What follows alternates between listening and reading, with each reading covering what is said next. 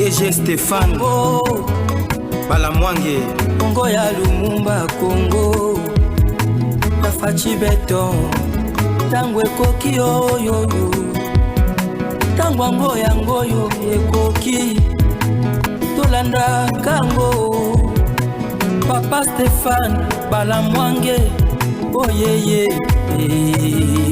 Émission, édition spéciale sur votre chaîne. Apaisement sur les agitations par rapport à l'assassinat coup d'État au niveau de Kinshasa, déstabiliser les institutions durant le mois de décembre.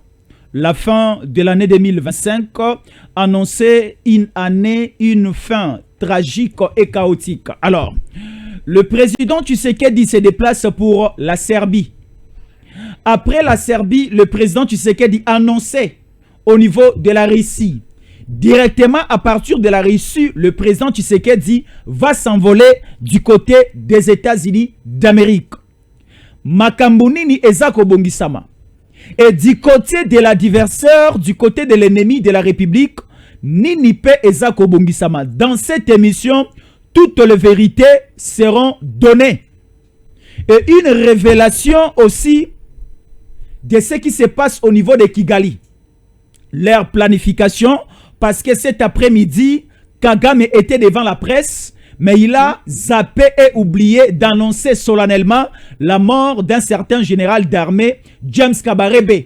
Cette question lui a été posée, mais Kagame a dévié la question. Au lieu de parler sur la mort, la disparition tragique du général d'armée James Kabarebe, Kagame a répondu à la question par rapport à la réouverture de l'aéroport de Goma. Précision, détail dans cette émission. Pourquoi le président Tshisekedi, après la Serbie, il sera au niveau de la Russie? Pourquoi après la Russie, le président Tshisekedi sera au niveau des États-Unis d'Amérique? Et pourquoi après les États-Unis d'Amérique, le président Tshisekedi va aller directement au niveau de Bandundouville? Dans cette émission, précision à l'appui. Quid sur l'assassinat du président le 13 et le 15 décembre? Dans cette émission. Mais également la situation de l'Est de la République démocratique du Congo. Kagame avait envoyé 480 nouveaux militaires au niveau de la zone Est de la République démocratique du Congo. Nous vous présentons exclusivement la situation d'ici Kivu. Mwenga, Shabunda, Walungu, Kabare, Kale, Idjui, Uvira et Fizi. Dans cette émission, qu'est-ce qui s'était passé? Qu'est-ce qui se passe présentement? Est-ce la situation est entre les mains des rebelles ou encore c'est le FARDC qui ont pris le contrôle? Alors, rapidement, la situation au niveau de la ville-province de Kinshasa. Il y a eu détournement. Si c'était Moutambande, déjà Bakangi Moutamba. Si c'était Moutambande, déjà Basengi, réquisitoire et continue à l'Assemblée nationale. Mais ici, on nous parle de 211 millions de dollars disparus. Écoutez, ici, on nous parle exclusivement de la situation liée à la ville-province de Kinshasa. Qui est le patron de la ville-province de Kinshasa? Vous savez. Gouverneur à province à Kinshasa, comme on est Guadolite, Lissala ou bien comme on est Bumba. Gouverneur à ville-province à Kinshasa, comme on est Guadolite, comme on est Lissala ou bien comme on est Bumba. Écoutez ce que un confrère journaliste vient de publier. Travaux d'urgence. Le gouvernement national a décaissé 81 millions de dollars américains.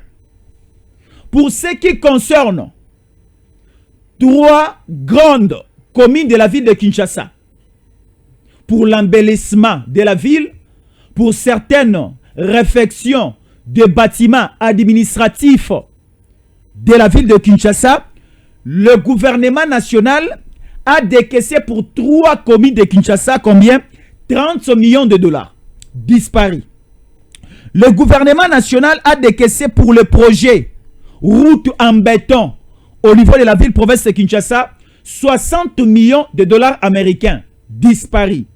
le Trésor public national congolais a décaissé pour le projet BESECO, toujours concernant la ville-province de Kinshasa, pour la réhabilitation et la construction des avenues Nyangwe, Kabinda, Kabambar, du marché, Rwakading et la grande et une longue avenue appelée à Kinshasa 24 novembre.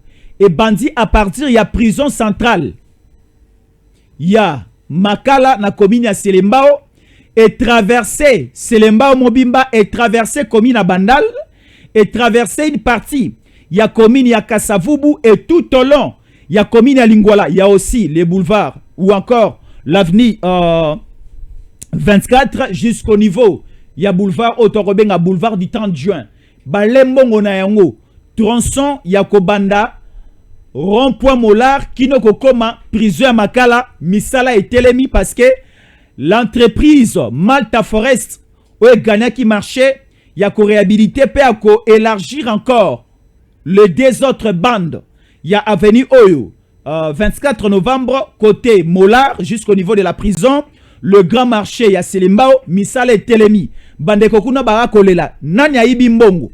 Alors, les autorités au niveau national, il faut pas questionner Balandela Makambo. Pour entrer à la profondeur de toutes ces questions, Nambi Mopaya, Alobara Malam, Kakebulindi, président Wazalendo Suprême, Mbote Nayo. Mbote Negonangai, Mbote peuple congolais, Topesi, Mbote Epaya Bafan News à Tango Koki, plus 243. Mbote Mounene Topesi Epaya Jésus de Nazareth. Te rappeler bateau que le retour de Jésus est imminent. Bateau va continuer à mozindo na kati ya repentance, c'est le temps de le faire. Parce que vous en a période moko, ça sera déjà trop tard. Bible lobby, vous en a moi sinon nandako, moi si amati mobile atikali to l'inverse. To moi na mosala. Bible est livre à histoire te. Bible est livre à révélation, et ça na kati ya parole en Nzambe. Donc nous devons craindre Dieu. Et on a déploré à la vie politique. C'est parce que les gens ont rejeté la crainte de Dieu. Et là, ça a passé makasi. Congo, so que dimanche dans l'église, tous les politiciens dans l'église, tous les membres du gouvernement, magistrat, juge, militaire, citoyen, peuple, bourgmestre, mais Moïbi et Silakate. C'est comme si on a dit commandement en Zambie, Balongola ne volait pas. C'est comme si Balongola ne tuait pas. C'est comme si donc détournement va changer en combo et comme détournement et ça Moïbi. Le vrai combo est détournement et ça Moïbi. Donc en français en français on doit dire le vol. Le vol du gouvernement va passer en gros combo à Moïbi et comme il va détournement ni tout ça. Nous allons entrer à la profondeur de cette grande question liée au détournement. Il y a mon solo à l'État. Mon solo est bimi pour ça la bola munamboka et ça la bola pour la population.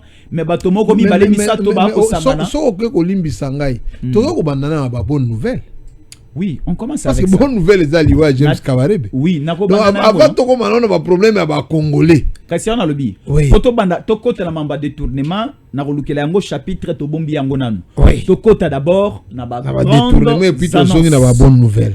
Les grandes annonces aujourd'hui Kagame devant certaines autorités de son pays, devant aussi devant aussi une presse réduite au niveau du Rwanda, à l'obéli situation il y a Mbokanaye, à l'obéli aussi une situation à l'est de la République démocratique du Congo parce que Bali ko qualifié c'est lui l'auteur des hostilités au nord et au sud Kivu.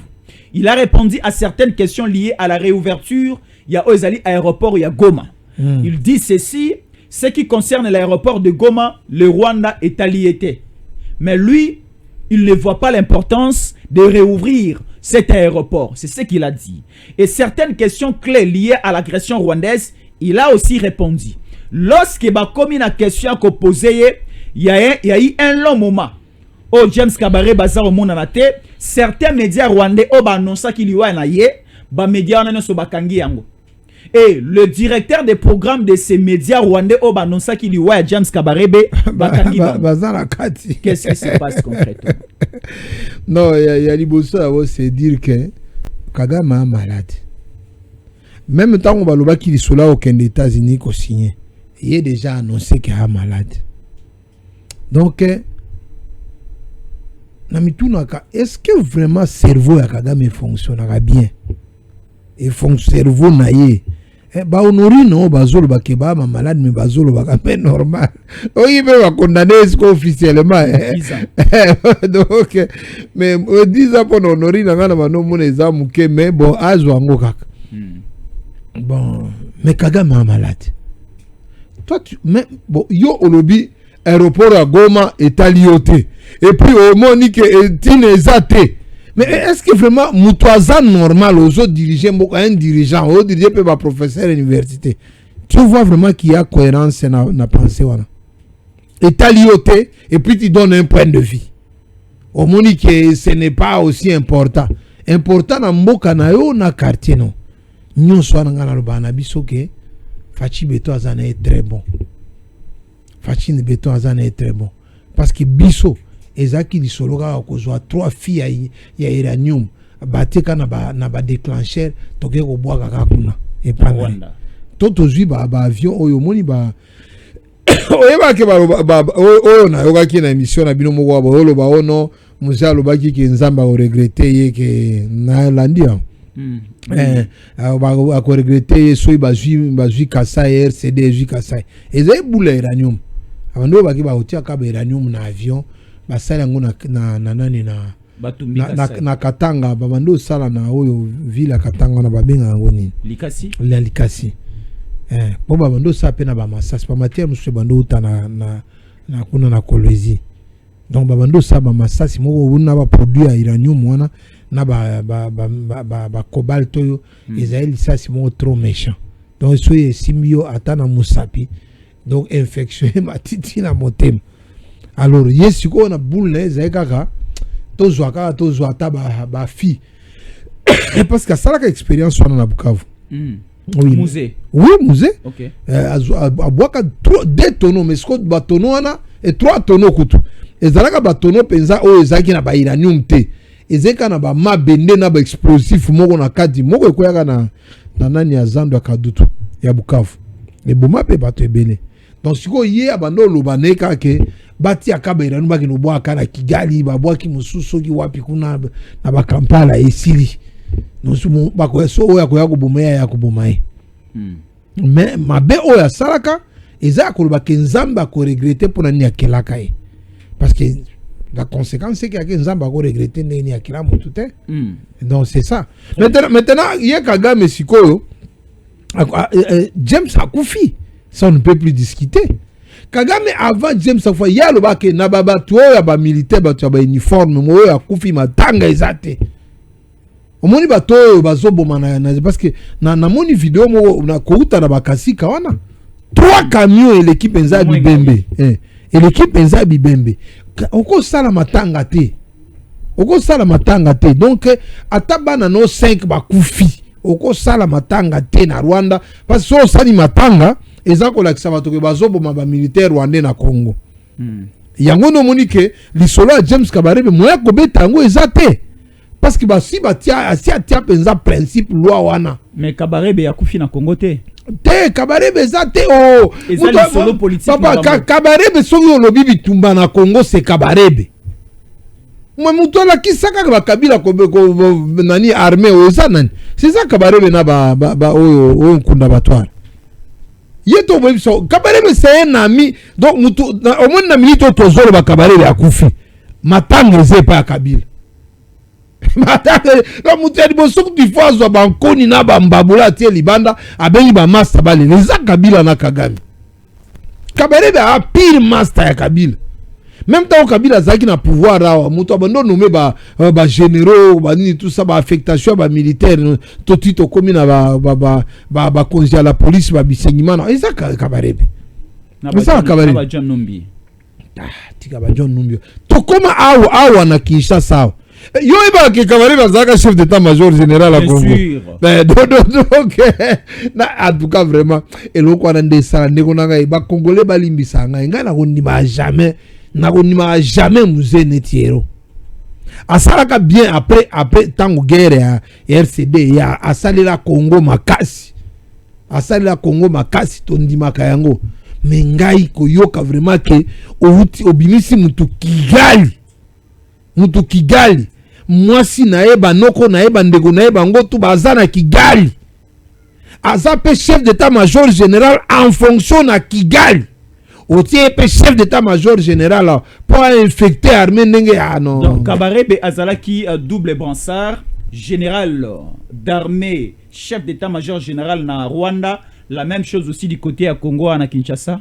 Mais oui ba orgue de Staline omoni ngana nebsaka chaque jour omoni histoire ya Congo nga ezate ke biloko nga na yoka.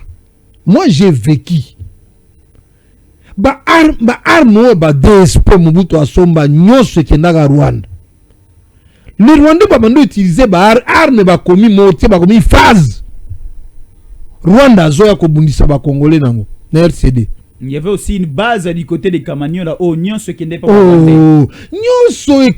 nyonso ekenda donc bato kansaka ke balobaka ke ba Rwanda bokende non James Kabarebe bazwa déjà ba munition ba arme ya makasi nyonso ba memi yango déjà ba côté à Goma wana ba côté ba Bukavu ba côté ba tango bokende c'était fini, tout était parti avec ba Ondekane, tout était parti et calcul on est salé mina papa batoyo babo oyoka ba massacre batingitingi ba Joseph Kabila mais besoin attaquer ba Joseph Kabila pour na ba dossier à Congo be bazana ba dossier pe avant il y a période musée à Kotaka.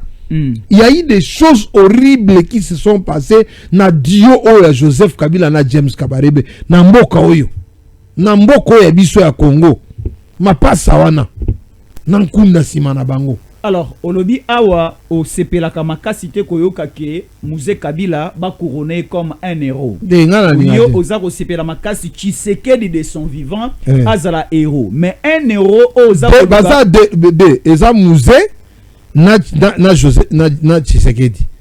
Parce que ngai jusque lelo mon frère etikali inquiétude na ngai. Ndana mituna ga IDPS eza na député te. Parce que ba député mingi ya ba IDPS ba bindule oyo mususu ya lobaka ke Tshisekedi ya okufa nde banani oyo banolo ba ke Emebo Jaza présidente. Ah oui, lui il est de Walikale. Comment on est nani susu? Ça va arriver. Mais batunyo soana. Boyo ko luka IDPS na kati ya bango neni. Il est pas à IDPS, Aza IDPS. Aza AFDCA. Oh, on a l'histoire kala. Oh, yo yebi actualité te. Il est débattu. AFDCA. Oh, nani Willy Mishiki. Oui. Bon, ton vérifier. AFDCA, oui. Bon, mais ngana yebi sioke. Lelo moni ba oba twaki ba nani ba IDPS allié. Ya ba IDPS. Et puis ba IDPS de santé. Et puis tu peux imaginer que vraiment toza na pouvoir na biso parlement ba vanda ata mokolo moko te ba obi ke lelo total la dossier Etienne Tshisekedi. Tshisekedi azana mabele. Biso de toza na pouvoir Tshisekedi aza héros te. Mais oui, Kabila salaka musée Laurent Désiré héros na ninyo na alors que liwa na eto ebite soka zaka na kati to libanda. Donc la situation mo ngai na loba nanga ke musée Laurent Désiré Kabila ayaka na deal na ye. Ayaka na deal na ba Rwandais. Deal ezalaka ya balkanisation na conquête à Congo avec l'Empire Rima. Ça a fait des milliers de morts et des millions de morts congolais. Le lot tout ça a 15 millions de morts de Congolais parce que Musée Laurent Désiré Kabila andimaka marché wana. Et Musée Laurent Désiré Kabila andimaka marché wana ayebi eza pona nini. Ti lelo Joseph Kabila bando futa 6 millions de dollars par mois pour rembourser mbongo ya présence ya Rwanda na Congo. Parce que Rwanda est lobby que nous avons utilisé nos munitions, nous avons utilisé nos hommes, ils sont morts ici, ce n'est pas gratuit. Bino mo lobby que bon, atobenga ba militaire na biso ba mercenaires, mais facture yango. Donc tu sais qu'il y a un problème parce qu'il a respecté. Tshisekedi a okotabilo kwa. Lorsque Tshisekedi est arrivé, akati contrat 6 millions le mois. Longoli, Tshisekedi a mwana mboka. Maintenant, toi qui as fait des choses comme ça dans ces pays, bakumiso te natikali nga moko na kana ngai na senga pe bato baya na kana nga te mais na senga ka pardon bofinga nga pete. Moi j'ai vu des gens mourir, j'ai vu des sarges avec Muziro akufaka na Mzee Laurent Désiré Kabila. Moi j'ai vu comment banani o bakufi o banani ba massacre basali na Kavumu. On a vu des massacres ba bomi batonyos ba oyo nani oyo ba yaka bazaka combien ezaki Muzee nani oyo kisa sengandu masasu indaga bona o Douglas Bugera. Mais papa bomaka nani kisa sengandu pona nini pour kisa sengandu lobaka ba Rwanda bazonga aïbisi Muzee, mais c'est pas normal. Apparemment batunyo so tangia bobisi bakufa bango nyonso assassiné par le Rwanda. Te bakufa bango nyonso te Douglas Bugera azani lotiki akufa ndeni. OK. Au bazaki ba congolais bakedai na banani bazai ba congolais. Eh oui. Ngandu congolais. Ngandu azala congolais. Alors baza wapi? Masasu pe azalaka 50-50. Baza wapi? Bakufa. Ah, c'est ce que je dis, non? Douglas Bugera azali. Bazalaki on a pour crédibiliser les mouvements congolais, on est bakufa. Mais les Rwandais du mouvement on est bazali. Le James Kabaré bazala kat sa afdel lelo bazali. Tena format afdel. On moni lokuta liboso Muzee asala. O epesa nga kanda. C'est le fait de dire que l'AFDEL c'est un mouvement de libération. L'AFDEL c'est un mouvement d'agression et d'occupation. Pareil na AFC, hein? Kaka ndenge ba FCO ezali, ndenge ba M23 ezali na ba RCD. L'AFDEL n'a jamais été un mouvement de libération. C'est venu libérer qui? C'est venu libérer qui? Bon, c'est que yo ko libérer biso na dictature, créer monarchie. Parce que Mzee Laurent Désiré Kabila, il n'est pas un modèle de démocratie. Mzee Laurent Désiré Kabila, quand il est entré au pouvoir, il s'est comporté comme un monarque. Donc, il y a Zaka président, il y a premier ministre, il y a ministre de la défense, il y a banque. Nous avons signé un bon salaire, il y a ministre, il y a ministre. C'était lui. C'était lui. C'est pas un modèle de démocratie. Tout ce modèle pas un musée.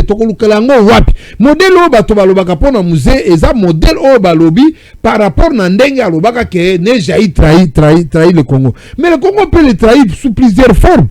Le fait d'amener James Kabaré ici comme chef d'état-major, pour moi, c'est une haute trahison. Je ne peux pas ignorer ça. Le fait de venir dans bateau, Mususu Barwandais, Oyena Barwandais, on justifie Bango. Et tu sais que dia ke comment na et tu sais que dia yebisi mon frère. Soki bateau baza vrai ba mercenaire ningo lobaka. To foot ba pesa biso facture to fta bango bazonga to tika to ba makambo ya Congo. Akangi Mzee Laurent Désiré nani. Et tu sais que ba memi e kuna alobi pe batineri tracteur kendo tuna tracteur wane kendate. Il dépend selingi marché ba petiti bango ko marché. Et ça qui parti unique chef unique yo Mobutu kuto nimaka tana ba parti mususu. Yo komengana Mobutu, je viens chasser la dictature, au chasser dictature au tiers démocratie, au chasser dictature au tiers monarchie. Mais comment les intellectuels congolais comprennent ça? Alors.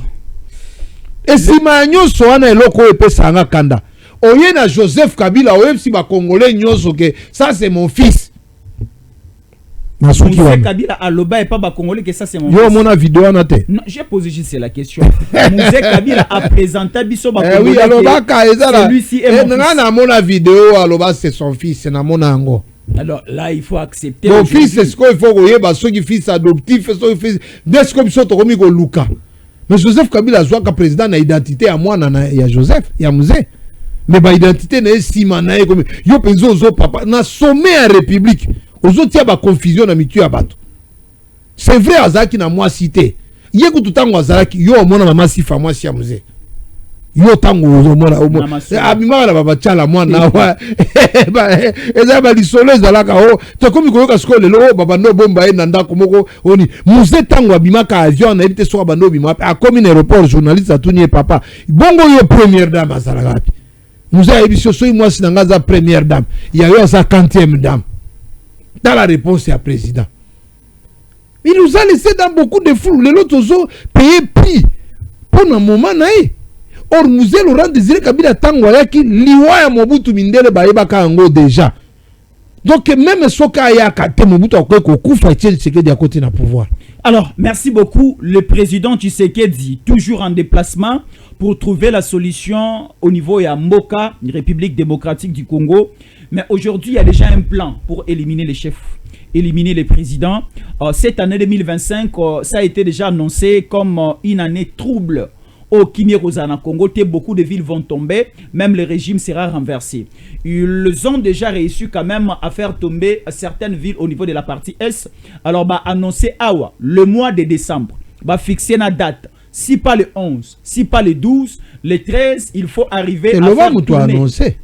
C'est lui qui a annoncé la prophétie. Oui. C'est Roger Baka. Il dit à Monina Vision, il y a un plan noir pour éliminer les présidents de la République. Il a vu au niveau de la montagne. Là, c'est au niveau, il y a Mongalema. Il y a déjà le président. Le peuple est en débandade. Au sein de la présidence, il y a une agitation. Et le président Azar Omonanate, Kinshasa déjà inondé par des militaires étrangers et le régime change.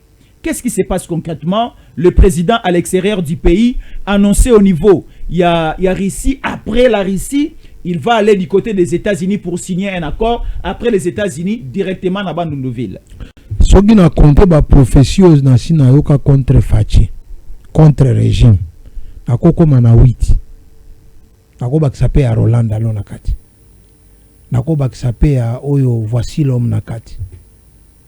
Voici l'homme kotolo baki ane oyo soke endenge zo banda eza ane oyo makile kotonda bato bakufa neti politique soki nini banani tout ça ebele. Ndeko nangai. Omoni tout ça la ki émission na yo pona ya ba militaire oyo député oyo ya Uvira oyo azana mwana ya mokolo te alobaki ke bana soyi ba 6e bakota na nani. Après émission na biso ba suspendre rango. Wana kutu il fallait na peso loboko parce que et donc on dit que résultat est bini. Ils ont ndé ba yo kaka pe biso. De cette proposition de loi ba tia ngona na congélateur.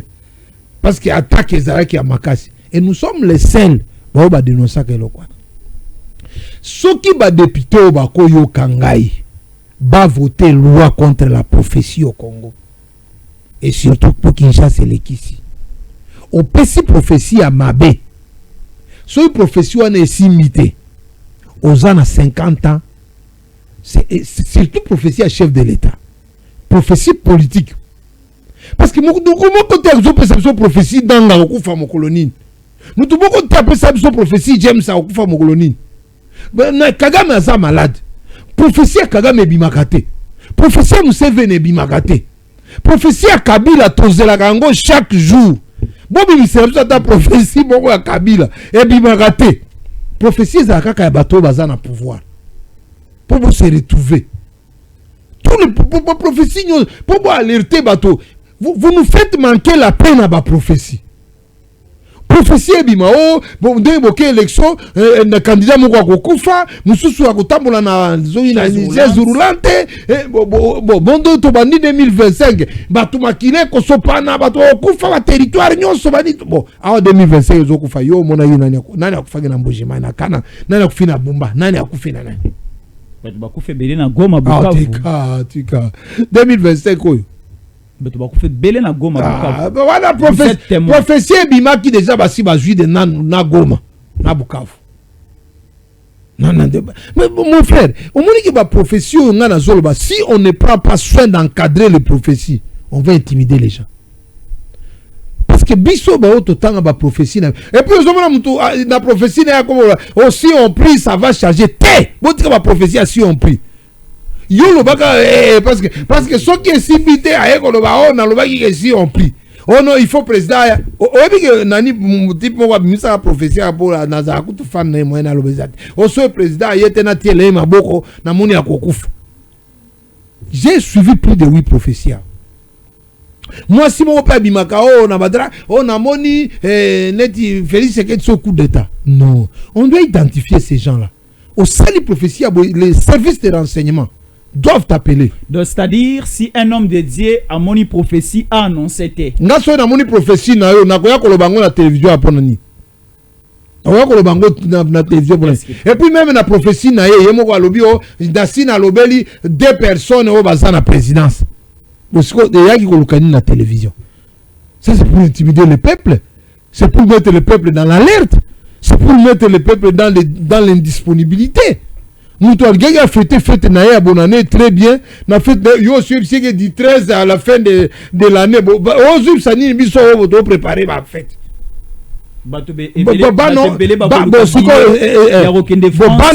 Période classe to sala bango ni to bana bo tika classe pour prophétie à Roger Bakebimi. Mon ami a certifié à prophète du peuple. Ma prophétie boni o deni le sabima abimi saka ane paso boni le sabimi saka prophétie que faire gola na o musu babenga nini o ba m'aider fali na fali fu ba okufa na mois de mars ba kufa ki donc nous devons quand même on a évangéliste mais je me dis quand même que la prophétie a exagéré la prophétie ce sont des prophéties qui doivent être encadrées et sont sélectionnées. Est-ce que c'est à prendre ou à laisser? Parce que nous sommes dans un pays où il y a une menace permanente. Nous sommes menacés au niveau de la partie Est. Déjà à Kinshasa, on ne peut pas oublier ou encore refuser que nous sommes infiltrés à Kinshasa parce que l'armée de Kabila est toujours présente à Kinshasa. Prophétie mois passé. Moi je pense que cette histoire de prophétie ça doit être réglementé. Ça doit être réglementé. Ces hommes doivent comprendre. Oh nana sengi bossa sécurité non papa c'est pas comme ça. Si tu as besoin de cette sécurité, voir le ministre de Défense. Il y a le ministre de Défense, voilà ce que Dieu me dit. Eliezer, ça peut être mission à Eliezer. Ngana na numéro Eliezer. Bengaye, allez dire aux services concernés. Yo so ozu nani prophétie ya naloba netiani ya bumba kokufa bo siko okeno pesa ngo ngai pona nini. Qu'est-ce que moi j'ai à faire dans ça?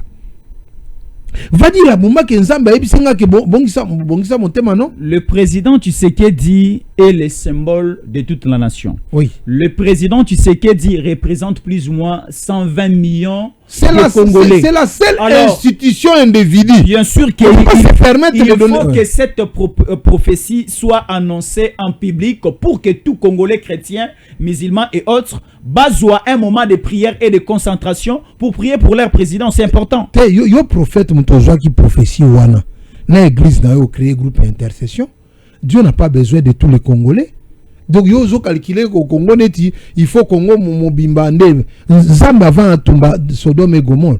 Il a dit Abraham a dit si est-ce que so okuti ata 20 personnes kuna bazo bon dimino tu vas changer la décision. Il a 20 personnes Nzamba a dit c'est bazate so il baza 20 personnes je change la décision. Soit moi si nena banoko na ba vanda ba sala prière pour Namboka. C'est tout. Parce que la Bible nous dit priez dans le pays dans lequel vous vous retrouvez, priez pour le pays dans lequel vous vous retrouvez, car votre pays dépend. Donc il y a tant au Congo que banda kopela na moment on a ya ozala sima ya Congo to ozala kati ya Congo. Na moment on a licence pe ko zo ete akufa. Na ne pse ke masasi wana eye ko luka batu mususu etikiye. To bana na e baza vacciner na masasi wana. Non, on doit laisser ces affaires là mes frères. Nous sommes de moi je suis un je te dis je te le dis par la volonté de Dieu 70% il y a pas église on a Congo ça n'a rien à voir avec Dieu bien sûr alors, et surtout on a Kinshasa alors parlez-nous parlez-nous de ces déplacements du président. Le président s'est déplacé pour la Serbie, annoncé aussi au niveau de la Russie. Après la Russie, les États-Unis d'Amérique, toujours au niveau à mois de décembre. Qu'est-ce qui va arriver? Et là, quand Nazo ça la lien directement à la question. Tu sais que le prophète, le faux prophète, peuvent profiter pour préparer les lits de l'ennemi. Comment ça? Explicité. Ngana faux prophète. Nabimi si prophétie. Tant que bino ba militaire bo ki licencier les lits. Obi prophétie ya kake bulindio. Oh balwa qui déjà que mboko kokoya. Otiki arme. Ou lâcher. Ça peut démobiliser l'armée. Ça peut démobiliser les renseignements. Ça peut démobiliser même la population. Les populations peuvent dire que c'est l'accomplissement de... So il masaska que les l'île 14. Oh yo kaka nani lingua la massa c'est les l'île 14. Oh le prophétie anania. Il y a pas que ça accomplir. Donc moi je ne sais pas. Les présidents ont voyagé. De Gonangai. Présidents ont voyagé. Biso pe ba otuna biso ba nani mingi te. Bon, oyebi yenga na zo ba révélation makasi. Yo zo ka mebaka zo ka te. Tengana zo ka ba. Lesi azwaka te. Ngai na papa. Kinshasa 70% des prophètes d'ailleurs na bakisi. 80% des prophètes à Kinshasa sont des faux. Bazana ba bakal, bazana ba mystique, bazana ba science occulte. Et j'ai dit 80%. Bazaba ndoki. Ils n'ont rien à voir avec Dieu. Ngai nzamba la kisanga bato azo bondela na l'église. Le Seigneur m'a montré. À la kisinga neti l'église nyo seza noir et puis bato mike bazo bima maneti ba étoile. Il me dit que nazo yo kabato bazo bondela oui, mais ba krina bango nyoso nazo kango neti ba kriya ba nyama. Des animaux sauvages. Je ne suis jamais venu dire ça ici. Au moins, tant que tu émission, on a dit que nous devons aller à la repentance. Tant que tu as la repentance, il faut l'église et se renouveler. Yo qui te a tu vas salir émission pour na passer pour n'engi autant à bakomba bato. Ba passer au bazana Kabal Congo, ne Congo. Au bazu ba AVC. Ozo ka te ba petit na bango mouvement bazo ba ne ba pungo ezo tambola. Tika ba bilo kwa na ndeko na ngai. Alors, le voyage du chef. Voyage à mon Konziamboka est bien toute le fois que lui voyage pour l'intérêt du peuple congolais. Bisoto saluer ango. Le président Félix Tshisekedi soy baby show qui a accueilli à Kokendo ici. Baby show qui a accueilli exact qui a accueilli ici pour que nous déjeuner. Auto accueilli ici pour que nous sala nani voyage et visite à ya ko sepel sans autre. C'est pour l'intérêt du peuple congolais. Ndimelanga na lobi yango sur lelo Fachi c'est un héros vivant. Fachi c'est un héros vivant. Fachi a levé le ton devant Kagame. Mutomoko tabando le contre Kagame en Afrique. Même France bando le batte, même Allemagne. Fachi a tomboli moboko, a tomboli mongongo. Il a dit le mal de Kagame au grand jour. À la kisi que Kagame a génocidaire devant le monde entier. Fachi à la kisi peuple congolais na ose la lepare que dans la coupe du monde. Basa la signe ce soit kokanga mono ko batio. Basa la mon na coupe du monde. Monde bobimbe mon ango. Peuple congolais nenge toza envahi parce que awa oyoki ye dossier moko France continue ko pesa Allemagne nani Rwanda bon. Ba 20 millions de dollars. Oyoki teke ba yiko pesa armée na biso ba 10 millions de dollars ngak to na siliki. No bibi so to rozo 10 millions de dollars en France c'était. Pour na armée lo ke ba pesa la Rwanda 20 millions. Tondé toza na situation toza na ngonde konangai. Ndimelanga président zo voyager pour l'intérêt à peuple congolais. Au monde États-Unis to kende kuna. Bazui schéma moko piste wana eza bien té. Pour la résolution des conflits en RDC, ils ont choisi la diplomatie na ba sanctions économiques. Nde ba schéma oyo penza eza na idée à Trump. Auto sanctionner ye o bato bando fina totindele mbongo boye ba ONG bando tinda mongo bambongo bando tinda bambongo et tinda esusute quand il va se sentir sans argent à ko lâcher alors qu'il a besoin minerai na bi et pas na biso. Kagame n'a pas besoin il y a 20 millions na bangoana alors qu'il peut gagner 80 millions, 100 millions, 200 millions de dollars na ba minerai à Congo. Na makila ba congolais, il peut gagner 500 millions de dollars. Maintenant, Trump dans Moutouma a rêvé des sanctions économiques, n'a pas sanctions diplomatiques. Maintenant, la raison pour qui peut amener na lobby ango na kanisneti analyste qui peut amener le chef de l'État pour akende Russie baza na approche mususu. Approche ya Russie eza koloba topesi bino ba arme. Topesi bino ma arme ndenge basali na mboko ya Thomas Sankara. Mboko ya Thomas Sankara wana ba benga ngo nyesu. Mboka Thomas Sankara Kiba. To beta bango na Coupe d'Afrique nani. Oui, bité capitaine au militaire au cas du pouvoir. Militaire a su pouvoir. Ah, yopé. Nicolo. N'est pas militaire en Afrique. Burkina Faso. Ah, chez Ibrahim Traoré. Chez Ibrahim Traoré. Ndeko nangai. Mokonzi ya mboka azolinga toke ndeka ba pesa biso ba munition na ba missile oyo beti ya wekwei na Kigali. Kaka onvani na ndolo ao. Biso moto omona nenge moto ekei oye Kigali ekwei. To ba pusani ti na Kindu wana, ba pusani ti na Kisangani, balancer ka ba missile 30 missiles. Ekwei na Goma epa ya Nanga, ekwei na Kigali epa ya Kagame, James Kabare betine eza esusote, asi akufi na e. Donc batindi ebomi bananga na ba wini Ngoma na batu nyonso wana babosa na te. Moninga aza oyebi nani remonte nani ko remonter o ya nani o ya armée ya Nanga parce que eza po déjolo baki to solo la. Oyo ko remonter ya Nanga. Oyebi uti wapi? Kabila komi Bukavu. Alongona Idjwi. Oh. Mais comment expliquer Kabila aye Bukavu a réunir ba officier ba a pesi mbongo ebele. Na mwasi ya o Nemi. Ndeko moneza Nemi. Nemi Milani. Ozaka directeur de cabinet ya Joseph Kabila. Mwasi na webi ke mwasi na ye azaka originaire ya Mwenga. Mwasi na ye azaka originaire ya Mwenga. Siku mwasi na ndi aza chargé na kopesa mbongo epa ya ba préfet epa ya ba pasteur po ba pesa ba position ba pesa bango ba position ya ba militaire congolais. Parce que il faut dire ici que Kasika et sika osoko kaka massacre ya Kasika wana ba bomana ba chef coutumier. Kasika na Mwenga. Oui na ba RCD. Ba bomaka na dia batika eloko te. Awa na minute yo ngana otozoloba na zoloba na minute yo. Massasio ezolela na Kasika eza sans pardon. Parce que déjà M23 elingaki ezwa Kasika nyonso. Alors situation ya Mwenga c'est comment expliquer Kasika eza na Mwenga ya Mwenga eza musika na Idjwi, musika na Rwanda, musika même na Lako Kivu. Comment expliquer l'ennemi peut traverser Idjwi, Aleki Kabare, Aleki Walungu et arriver jusqu'au niveau de Mwenga parce que l'idée c'était d'envahir aussi Shabunda et Rotala Siko Kasai. Il y a autant de Grand Katanga. Te émission de salut no vendredi.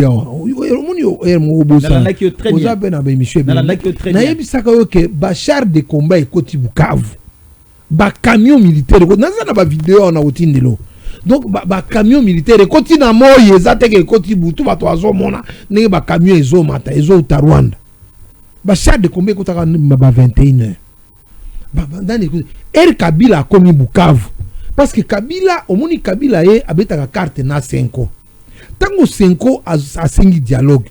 Tango so biso to hésiter muke masolo zebele bon taper à télévision za muke. Parce qu'il fallait il fallait to banana nous na message oyo maman Thérèse Kaikwamba.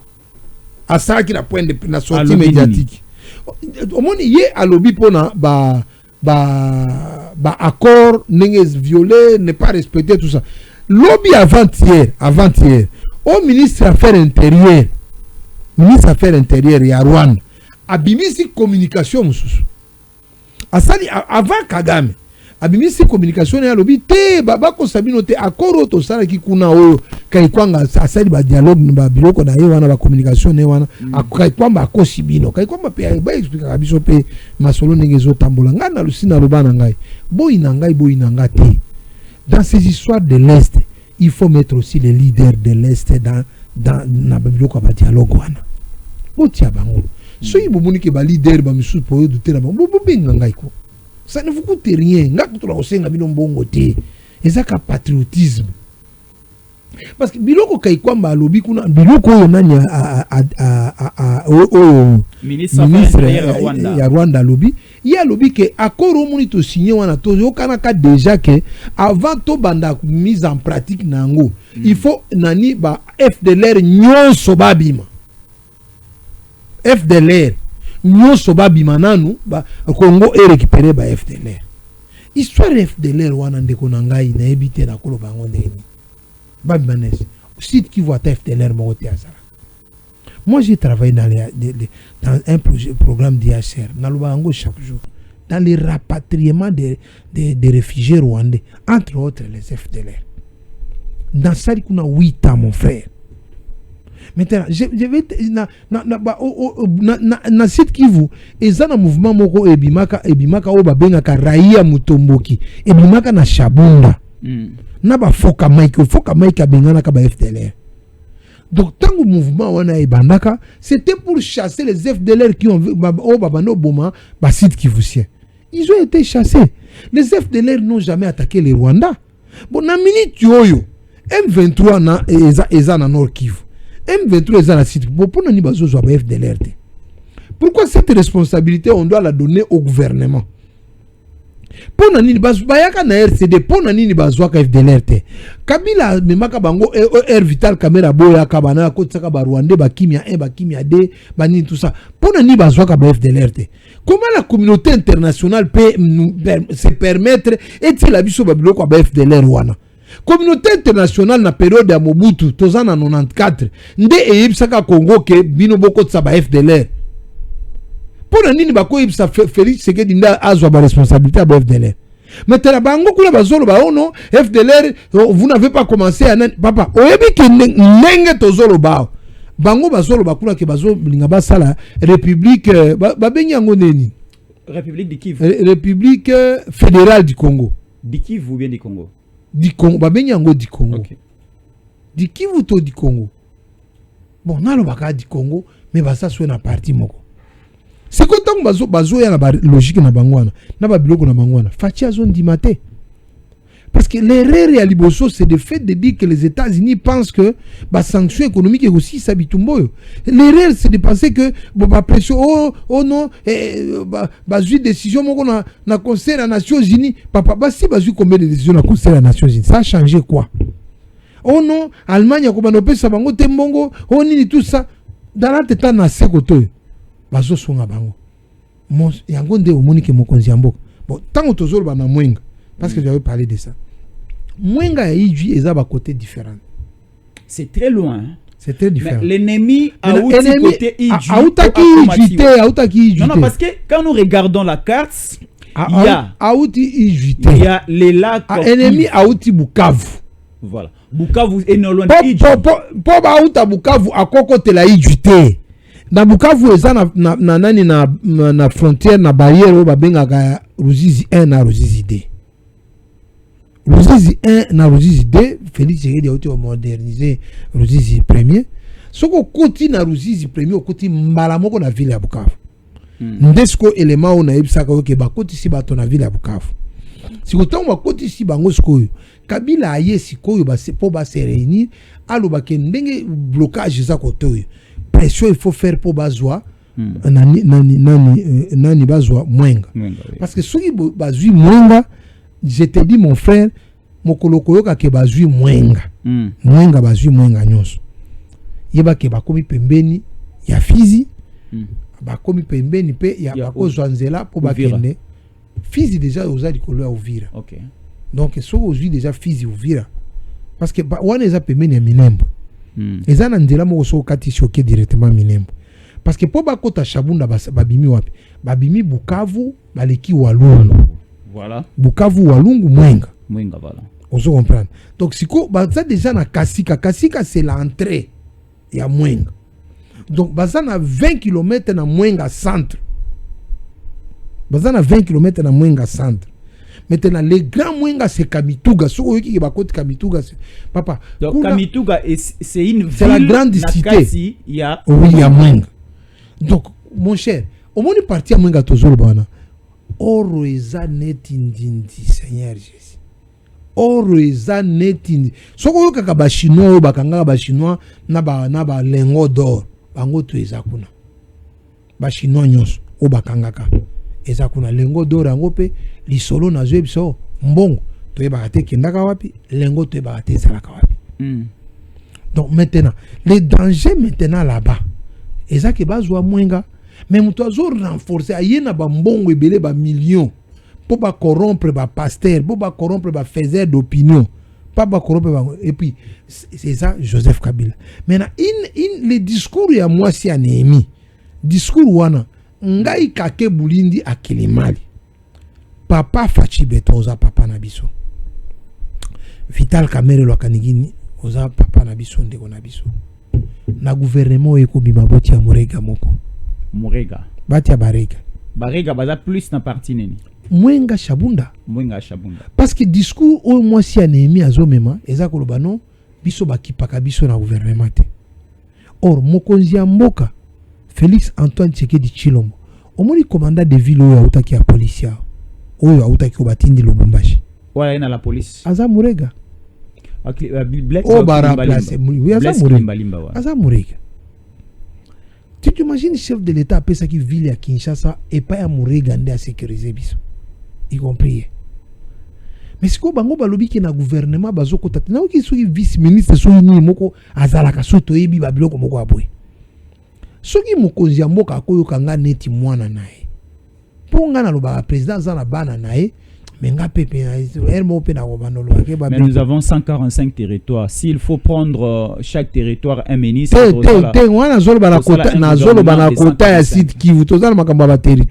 ce que j'ai dit, non? Je dois te dire que les Barega sont au sud Kivu, les Barega sont au Maniema, les Barega sont au nord Kivu. Barega bango moko bakoza na 5 territoires. Walikali. OK. Oba Michel Moto baza Barega. Bah oui, les chics, les Barega. Ok. Donc, les Barega, le gouvernement va causer normalement. Va causer ok. Donc, moi j'insiste dans le but que le leader n'est pas na biso pour nga et pas na biso na leader moko Vital Kamerhe. Pour s'organiser que tous à la paix na Murega. Faut-il que tous à un problème te. Parce que au moment où parti politique au Tozan Nango, ceux qui vont faire ça, candidat ministre, ils peuvent quand même arranger. Parce que Vital Kamerhe, candidat n'est gouverneur à Sud Kivu. Azaï Murega. Parce qu'il y a un gars qui devant police. Oui. Logique à Vital Kamerhe, toi tu as Barega. Logique n'est pas toi tu as Barega. Ba premier suppléant nae ba oyo apesaka mandat et pas bon na laisi mandat oyo esili premier suppléant Murega au niveau de Walungu et mettre un suppléant Murega de Félix hier as un candidat à Bukavu eza ba tribunals Vital Kamerhe as un candidat à Bukavu. OK. Donc nani oyo Monique Azaki nani ya Sénat oyo akufa ka mandat oyo le kaki Azaki doyen d'âge ya Sénat Mamboleo, le sénateur Mamboleo. Azape Murega. Mais donc ça rend compte bango bazur ba kena gouvernement ba se trouver te. Alors, très bien, nous chitons déjà avec Kake Bulindi, on vient de parler sur cette prophétie refusée sur l'assassinat et la tombée du régime Tshisekedi. Obimisi ka prophétie lobi le 13. Bazur le 13 on a memi on a des miap. Donc on parle. Bah même on a des miap. On a la liberté. Bah manis ko tala le 13. So poser la est-ce que biso congolais il faut to boya que profession ne sala ma poto ku misanzambe ou bien on dit ma que sala parce que l'homme dédié a parlé sur l'assassinat du chef et un coup d'état un étranger militaire à Zobokonzi na mboka. Biso to ko boya que esala mate ou bien esala ma poto eba grandeur, il y a faisabilité, bien accomplissement à prophétie. C'est ça la grande question. Mais ça, c'est pas même une grande question. Biso to sepela et salama poto ni magaza prophète solo bien to boya ka ke salamate. Papa, nga ne bisio déjà boy. 80% des prophètes à Kinshasa sont faux. Sont faux 80%. À prophétiser peut faux Mutamba Abimana décembre, c'est faux aussi. Au moins ba tout le monde va ba dossier azotala dossier mokonzi aloba kika o banane tout ça donc ayoki déjà o ayeko ça ba Mutamba sera libéré parce que le lundi de la semaine prochaine c'est déjà le 1er décembre. Donc Mutamba libéré pour ce mois de décembre 2025. Sa femme est en train déjà de 80% ba prophète nasi na bisio ke ba profession ezala ki force yao. n'est pas sûr que prophétie est belle, même oh nani asala qui prophétie ya lokuta oh voici l'homme ba Denis les eza bato mususu balandela ka ba événement azolande l'événement bimisi yango prophétie Denis les salobaki na yebisio papa papa yo bato on a que prophétie cause à réalité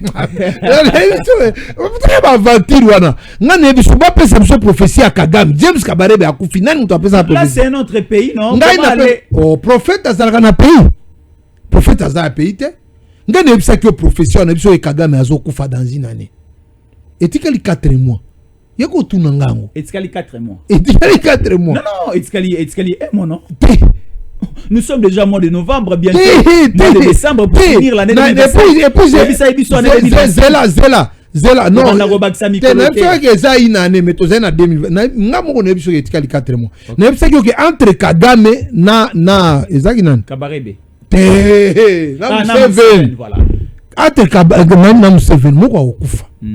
Et puis yo papa yo mo soki nzamba ebisi ke fachi akokufa so bandi intercession est-ce que oyebi te que Moïse oyo ya Bible nzamba ebisa ke na ngina boma ba israélien po ba sali idolâtrie ba vodor Moïse a intercédé devant Dieu obiso bato bakufi yo awa Égypte bakoseka biso c'est ça très bien. Et puis là comme il faut yeba ce que zo pesa prophétie ndeko nangai so omoni ata o ngana ebisho la prophétie omoni prophétie za kana problème na interprétation na discernement nango okolo ba peke omoni na prophétie ke fachi akufi o komona ke par exemple nani o a 52 nani cardinal Ambongo akufi dans le baka Ambongo tena musuna koloba Kabila akufi. Parce que dans la vision, vision. Dans la vision, tu peux voir que tout un tabac. Au monde qui est tout le monde a voisin. La vision s'interprète. Il faut qu'on puisse vision na prophétie. Ça c'est l'interprétation après révélation. Et après révélation est ratée. Oh non, au monde qui est prophétie on a joie qui on a ezamutu kao esali accident zo ke ne ba Congo. Puis, donc, il y a une prophétie chef de l'État. Na juyo, ok, na demiap. Très bien. Tobandi ko tala le 13, le 14. Après, quand il comme il y a 6 bonne année. Bonne année. Au famille na demiap pour intercession. Au lugi pe ba groupe intercession na yo. Mais après le 31, ton juyo, la justice militaire. Merci beaucoup Kake Boulindi qui nous a révélé plusieurs choses. Il était à la hauteur de l'émission. Rapidement. Kinshasa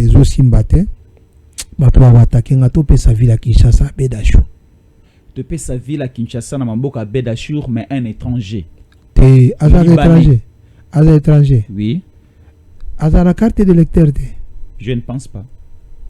Ngana wakasala rolma omoni ba rolma oyo ezala makambo ebele bon soka libanais kasi to pesa kasi ata ba marché to pesa marché bien la ville à Kinshasa ma marché na